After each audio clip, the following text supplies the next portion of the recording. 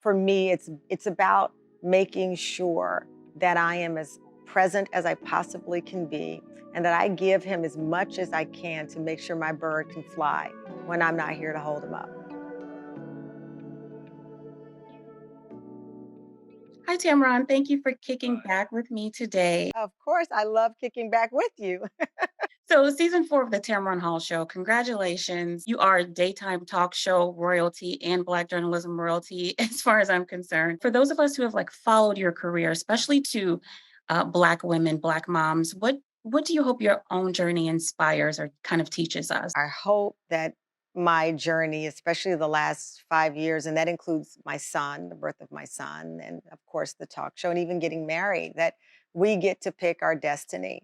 We get to pick our roads, even when it seems that people are putting a lot of barriers in front of us. Right before I left the Today Show, I was in the meeting with an executive, and I said, I feel like you keep moving the goalpost until it's invisible.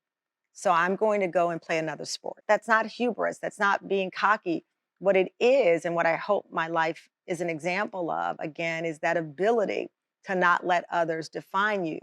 And being confident in yourself is not a negative. It's what will get you up off the mat when you feel like you're down and when you are down.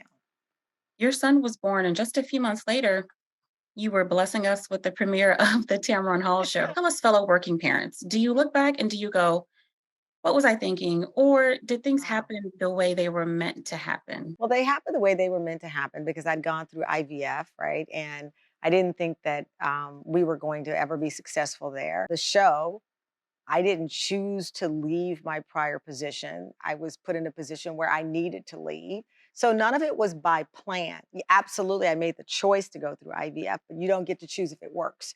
And all of it happened at the same time for me. I believe it happened at particularly the age that I was at a point where I was ready to certainly no longer define myself by a business card, right? I didn't need to have the title of such and such show or such and such anchor underneath. I was learning myself at a very late age. I've been working since I was 14. I've been in TV since I was 18. But where I was at that time at 47, 48, I was walking in a different confidence that I didn't even realize. And so I was able to take it all in and say, hey, I can't do it alone. Let me get help. And it was a big thing for me personally um, to share that I had a live in nanny, right? Because I didn't want people to think, okay, listen, she went and had this baby and now she got other people raising the baby. You know how folks are. But the reality is, I live 1,500 plus miles from my family. So my support system outside of my husband were friends. And how many times your friends gonna babysit your baby for you? I also recognize that pretending I didn't have a nanny or acting as if I was doing it on my own was a disservice to this woman who'd chosen by occupation to help other moms on their journeys. And she deserved that honor and that respect and that reverence to say, on the days that my mom can't fly here from Texas, and she was doing it as much as possible, I had this support system. And then, unbeknownst to all of us, we ended up doing the show from home where my mother could not make it to town. My husband was working from home. I was trying to do the show and our nanny who lived with us was there with us to help me with my son while working. And that enabled me to do the show from Zoom with two baby monitors, with my crew on Zoom accounts, and continue to get us to where we are now, which is all of us in studio, a full audience and live. It happened the way it was supposed to happen. I can't lie. Not every day is going to be easy. And every days where I was like, wait a minute, I hosted two shows, I cooked dinner, and my baby is walking and talking. I did that. And then there are days I'm in the corner crying my eyes out, feeling like I was a failure because I missed something or something didn't go right. You know, with Moses, he had a surgery. He's almost 2 years old. We had to go and have surgery. And did I miss that? If I've been more present and not working, would I've seen that not and recognize that it was something that needed medical attention sooner? You grew up in a small town in Texas, right? You also you grew up poor. It's something I struggle with as a mom who also grew up very poor, and I find myself overcompensating for what I did not have. Do you find that the trauma, if you will, because it is trauma of being poor and that guilt of moving out of it, right? Do you find that that has affected you as a parent, as a person, as a mom? I don't think that's affected me as much as being a late in life mom. You know, when I first said that I was having my son, it really didn't occur to me that I was 48. I guess because I feel like my 20-year-old self. I still, I don't know, I didn't wrap my brain around that and what that meant. And I remember reading a post saying, "Oh, you're so selfish to have this baby. You're going to not be alive to see him at such an age." And it was obviously very, very hurtful, very traumatic to read something like that. And then I did start to have these moments where as Bonnie Raitt has a song, "Scared to Run Out of Time," so I've been scared to run out of time. And I think about a certain age that likely when he's my age, I won't be in this form of his life. And so I do not have the trauma of necessarily how I grew up because I didn't know I was poor until, much later in life. You don't, at least we didn't know. It was like I never we always had food and we always had these things. For me, it's about making sure that I am as present as I possibly can be and that I give him as much as I can to make sure my bird can fly when I'm not here to hold him up.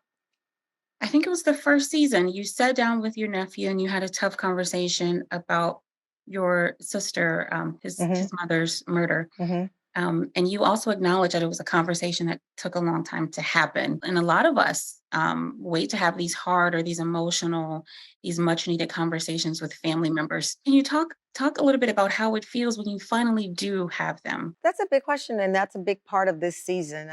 In fact, we are talking about, for example, addiction shaming. Somewhere around 46% of Americans know someone who is struggling with an addiction. But how many times have we judged? Can't you do better? Why can't you just hit rock bottom and get yourself together? Or you've lied, you've stolen, I'm slamming the door, and you're dead to me. And those people spiral even further out of control because we believe tough love works, right? So we're talking about those things. We're talking about on this show this season women who've been betrayed but not broken.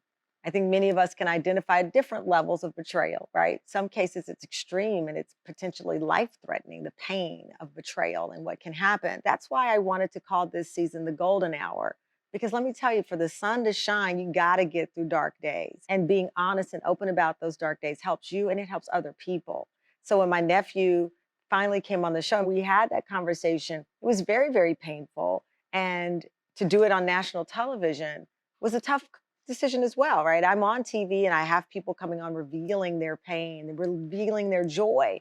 And so it's important for me to share that part of my life with them as well. And I hope it inspired people, whatever that difficult talk is in your life, that you can have it and you can heal from it and you can move forward. What else can we kind of look forward to this season? We're excited. I mean, as I said, we're calling this the golden hour. It's this hour of joy. It's also an hour of inspiration. It's learning, it's uplifting, and it's addressing tough things as well. September is our wildest dreams. So we're going to make dreams come true, maybe even a few of mine that I haven't shared with you all.